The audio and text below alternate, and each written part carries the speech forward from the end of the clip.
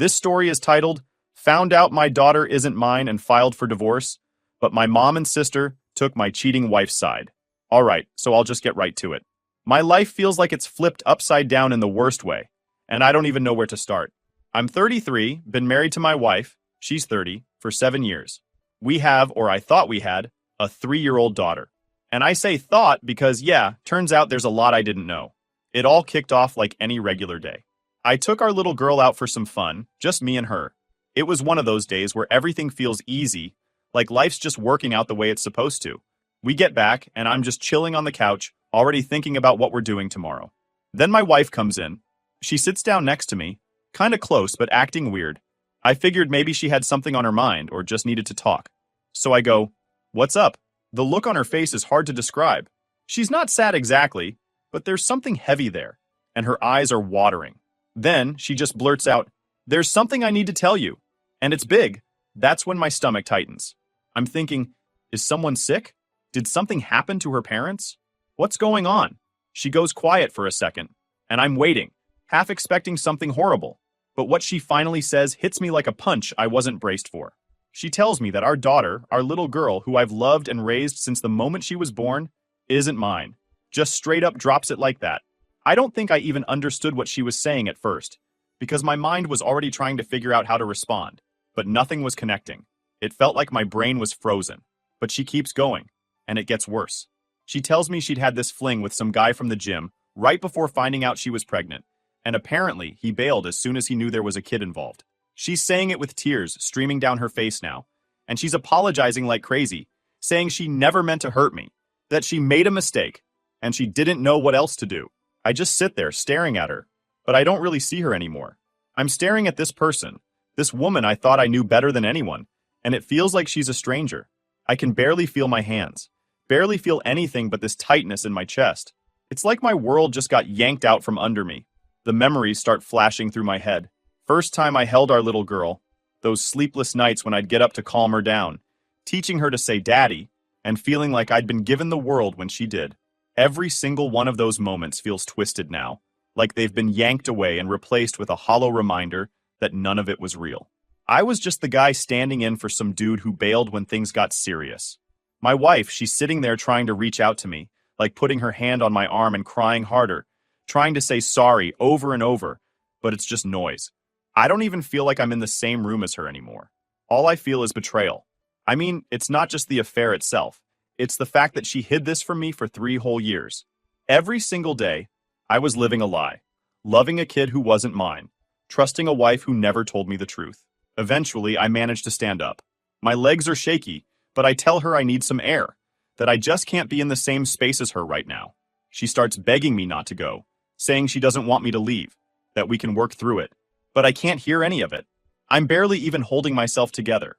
I just grab my jacket and walk out the door, leaving her there with all her pleading and crying. The only thing in my head is that I need to get away from her, from everything. I'm standing outside and it's like I'm seeing everything through a fog. My life, my home, my family, they all feel like they're crumbling. And I'm just watching it happen without knowing what to do. I don't even have a plan. Just this overwhelming urge to run, to get away. I finally get myself to the car and drive off, but I don't really know where I'm going. All I know is that I can't go back in there. Not now, maybe not ever. There's this weird emptiness mixed with this dull, throbbing pain in my chest, and it just doesn't stop. I always thought if I was doing everything right, if I was a good husband, a good father, things like this wouldn't happen. But here I am, and it's happening, and there's nothing I can do to change it. All right, so after that bombshell, I crashed at a hotel for the night. Honestly, I didn't sleep much. My mind was racing with everything my wife had dumped on me, and I couldn't shake this feeling that my life was a joke. I'd spent 3 years raising a kid, thinking she was mine, and now, suddenly, she's not. I could hardly believe it, but there I was, sitting alone in a bland hotel room, thinking of all the moments that felt ripped away. The next morning, I finally turned my phone back on. It was like opening a floodgate. Tons of texts and missed calls from my wife, all her messages popping up one after another. Please come home. We can work through this. I'm so sorry.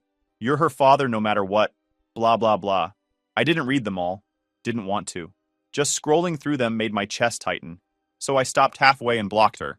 I needed space, and seeing her words just added fuel to this mess I was in. After grabbing a quick breakfast, I made a call to a lawyer. I told him the basics, leaving out the emotion, and asked about starting a divorce. The guy was sympathetic, which I appreciated, and walked me through the initial steps. I knew it'd be complicated, especially with the kid involved, but I couldn't see myself staying in that marriage. Not after what she did. I also called my boss, told him I needed time off. I couldn't function at work with this going on, and he gave me a month off, no questions asked. That was probably the only bit of good news I'd had in the last 24 hours. By the evening, I thought I'd finally have a moment to myself, just to breathe and figure out what my next move would be. But nope. That peace was short-lived because my mom and sister decided to get involved. My sister called first, and I picked up, thinking she'd offer me some support. She'd always been someone I could lean on, and after everything that happened, I really needed that. But instead, she starts with, "I talked to wife's name earlier, and she told me what happened. You need to think about your daughter in all this." Right there, my blood started boiling. My daughter? I didn't even know if she was my daughter. And my sister was already choosing sides? She kept going on about how my wife was sorry and how we should work things out for the family's sake. I couldn't even respond at first, just sat there fuming, trying not to explode. When I finally spoke, I said something like, "Do you even get what she did? She lied to me for years. How am I supposed to just forget that?" But my sister wouldn't let up. She went on about how she knew I was hurt, but that I needed to look at the bigger picture. According to her, I had a responsibility to this kid, regardless of how she got here. I told her I didn't need a lecture and hung up. But right after that, my mom called, and it was basically the same conversation on repeat. My mom was even more intense about it. She said things like, "We've all come to love her, and she's a part of this family." She also didn't care about the whole betrayal thing. Apparently, she thought I was being dramatic for wanting a divorce. I tried explaining how messed up it was to find out my wife had been lying to me since the beginning, but she wouldn't listen. My mom said, "You're her father in every way that matters. Biology doesn't change that." She even threw in that I was being selfish and not thinking of my daughter. My daughter, as if nothing had changed. Like the fact that she's not mine was just some minor detail I should brush off. My mom started laying down the guilt heavy, saying that if I went through with the divorce, she'd disown me. That stung, and honestly, it pissed me off even more. I sat there in silence, just taking it all in, feeling like I was the only sane one in the middle of this messed up situation. My own mom was choosing my wife's side, throwing years of loyalty out the window as if my pain was an afterthought. It was like no one cared that I'd been lied to for years, that my entire reality had been a sham. They were all too focused on this idea of family and a kid who, turns out, isn't even biologically mine. The whole thing was tearing me up inside, so I ended the call with my mom and decided I needed to get out of there. I called up my best friend and asked if I could crash at his place for a while. He didn't even hesitate, just told me to come over. That was the first real bit of support I'd felt since this whole thing blew up, and honestly, it was a relief. I packed a few things, got in the car, and drove over to his place. Once I got to my friend's house, I could finally let my guard down. I didn't have to pretend everything was fine. Didn't have to keep hearing people telling me to work it out or think of my daughter. My friend and his wife just listened. They didn't push me to forgive or act like this was no big deal. For the first time in days, I felt like someone actually understood what I was going through. A couple of days later, things got even messier. My mom sent me this long text, basically saying that if I went through with the divorce, she'd never forgive me. She went on about how I'd be abandoning my daughter and how it would break the family.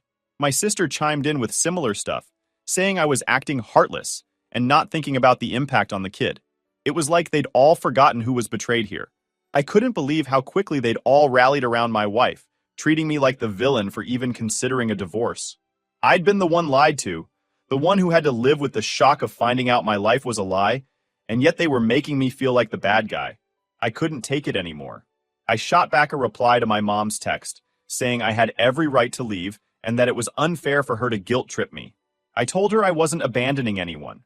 My wife had already abandoned our marriage the day she decided to cheat on me and then lie about it for years.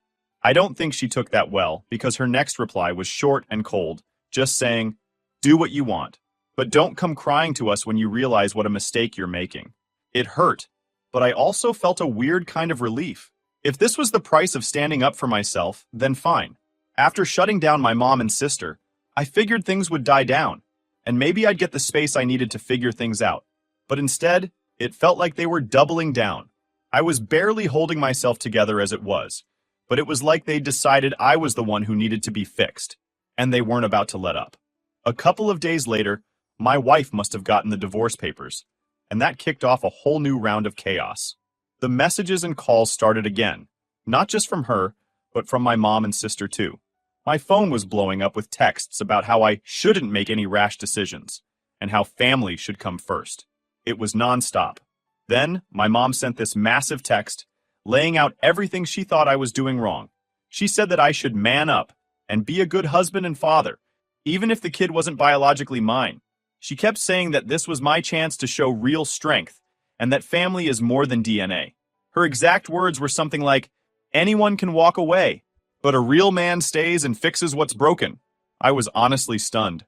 My mom, who I'd always thought was in my corner, was basically calling me a coward for wanting out. She went on about how I was all my daughter had, and that it was my responsibility to think of her first. She told me, "You've already raised her for 3 years. She knows you as her dad. Don't throw that away." And yeah, I get it. She's not wrong that my daughter knows me as her dad, but that doesn't change the fact that my wife lied to me every single day for those 3 years. It's not just something I can ignore. When I didn't reply right away, my sister decided to jump in too. She left me a voicemail, and the tone in her voice was almost pleading. She went on about how I'd regret this someday, and how I'd be hurting an innocent child by walking away. She even said something like, "I know you're hurting, but don't make a mistake you can't take back." The way she was talking, it was like she thought I was being impulsive, like I hadn't been dealing with this nightmare 24/7 since I found out. It made me feel like no one in my own family even cared what I was going through. At this point, I was running on fumes, just trying to get through each day without losing it. My friend's place was a refuge, but there was only so much he and his wife could do to keep me from spiraling. I spent my days avoiding my phone and trying not to think about the mess my life had become. My wife hadn't just betrayed me. She'd taken away my entire sense of stability, and now my own family was backing her up, telling me to forgive and forget, like it was some minor screw-up. One evening, when things had gotten quiet for a bit, I let my guard down and checked my messages. My wife had left a long one, pouring her heart out, or at least pretending to. She said she was sorry for everything, that she'd do anything to make it up to me, and that she never wanted to lose me. She even had the nerve to say she'd been too scared to tell me sooner, because she didn't want to hurt me. The irony, right? Because now the hurt was all-consuming, and it wasn't just something I could brush off. She kept saying she wanted us to stay a family, that I was the only father our daughter had known, and that we could be happy again. The way she was talking, you'd think we'd had some minor argument, not that she'd been lying to me for years. She actually wrote, "We can get through this if we stick together." Like, really? After everything? She thought I could just put it behind me and carry on as if nothing had happened. After reading that, I felt my stomach turn. I didn't reply. I couldn't. Nothing I'd say would even scratch the surface of what I was feeling. It was like she expected me to be some perfect, forgiving guy who could take all this in stride. But I wasn't. I'm just a regular person who got blindsided. And I was angry, beyond angry. The next day, my mom called again, and this time I picked up. I told myself I'd stay calm, but as soon as she started in with her usual line about thinking of the bigger picture, I lost it. I told her how betrayed I felt, how every day since I found out had felt like I was living in someone else's life, and that I needed her to understand my side for once. I told her, "Mom, I'm the one who got cheated on. I'm the one who's been lied to every single day for years. Can you even try to see it from my side?" But she wouldn't let up. She kept saying things like, "Life isn't black and white, and everyone makes mistakes." It was like she had an answer for everything I said, a counterpoint for every bit of pain I tried to explain. And then she dropped this gem. "You're going to throw away your marriage and a beautiful family over one mistake?" That's when I snapped. I told her it wasn't one mistake. It was a string of lies, one on top of another, and I was tired of everyone pretending it wasn't a big deal.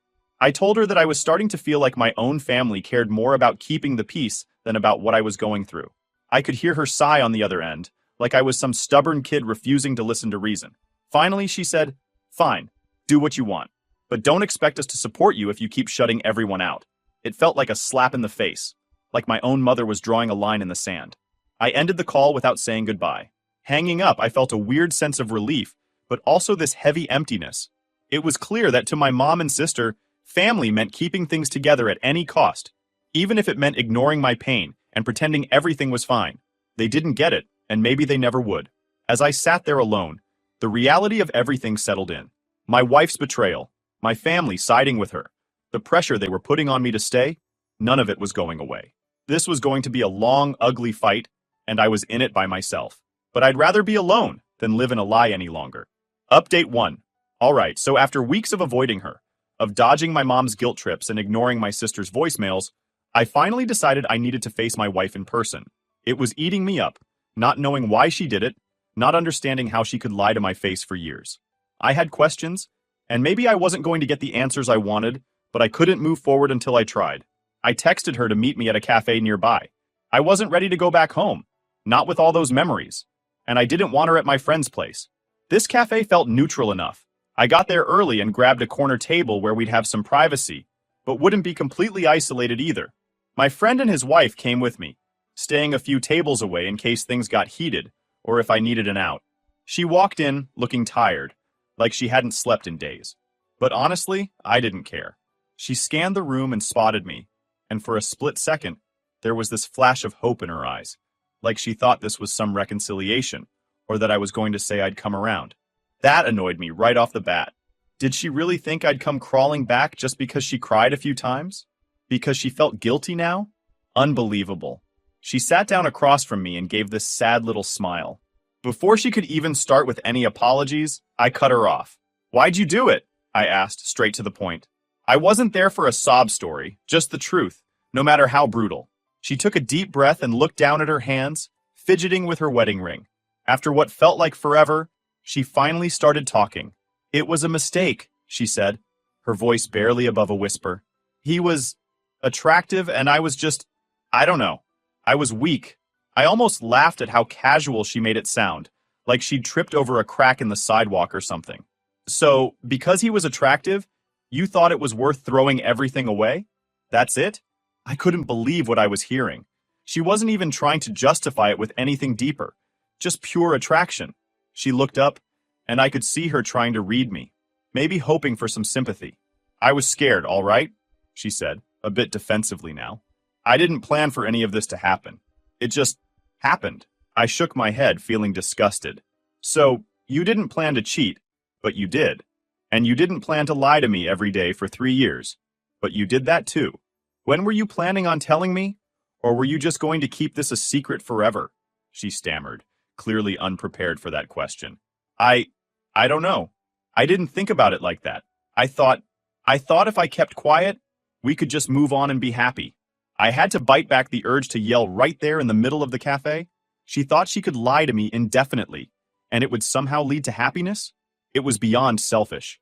I felt like I was talking to someone who couldn't comprehend the damage they'd done, like she was in some alternate reality where her actions didn't matter. So, that's it? I asked, leaning back in my chair. You thought keeping this from me was for the best? That you'd just keep playing happy family while I raised a kid who isn't even mine? Her eyes filled with tears, and she started to reach across the table, but I moved back, stopping her cold. Don't, I said, feeling a mix of anger and sadness that I couldn't even describe. Don't try to make this about your feelings. You've had 3 years to think about this. 3 years? And now I'm supposed to just get over it? She started crying harder, but I didn't feel bad. Not anymore. I'd been the one blindsided, lied to, humiliated. She could cry all she wanted, but I was done feeling sorry for her. I let her sit there for a moment, waiting for her to say something that would actually make sense. Something that would at least feel like a real answer. But she just sat there, wiping her tears and looking down at her hands like a scolded child. After a few minutes, I decided I'd heard enough. I didn't come here to watch her break down. I came here for clarity, and if she couldn't even give me that, then there was no point in dragging this out. Look, I said, my voice flat. I'm done. I'm not interested in fixing this, and I'm not interested in being guilted into raising a kid who's not mine.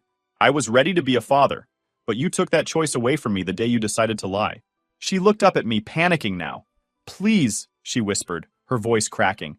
She's your daughter. She thinks you're her dad. She doesn't know anything else. Don't walk away from her because of my mistake. She loves you.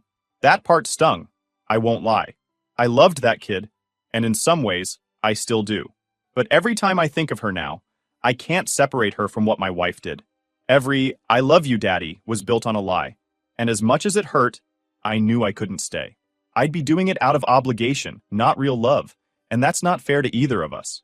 I'll always care about her, I said, trying to keep my voice steady. But I can't live like this. You made that impossible. And now, you're going to have to deal with the fallout. Not me. She broke down completely then, sobbing openly in the middle of the cafe. People were starting to stare, but I didn't care. This was her mess, and it was about time she faced it alone.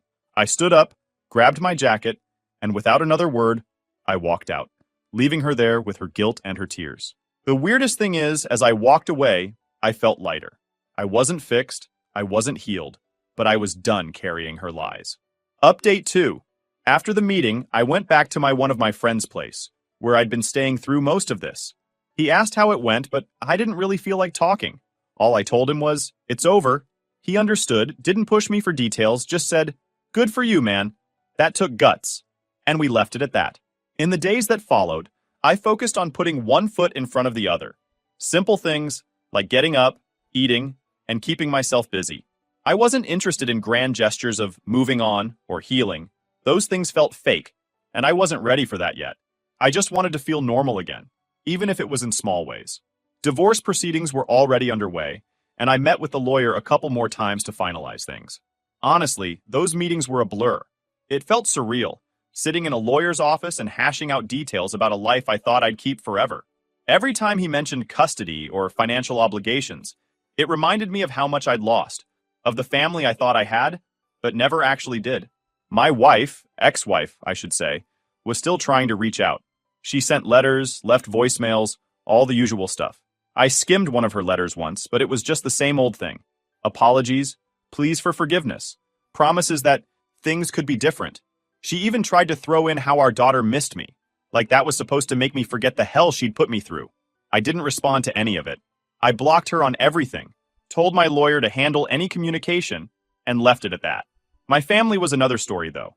My mom and sister hadn't taken well to my decision, to put it lightly. They couldn't seem to wrap their heads around the idea that I wasn't willing to just forgive and forget and keep playing happy family. Every time I talked to them, it was the same song and dance. "You're overreacting. Think about your daughter.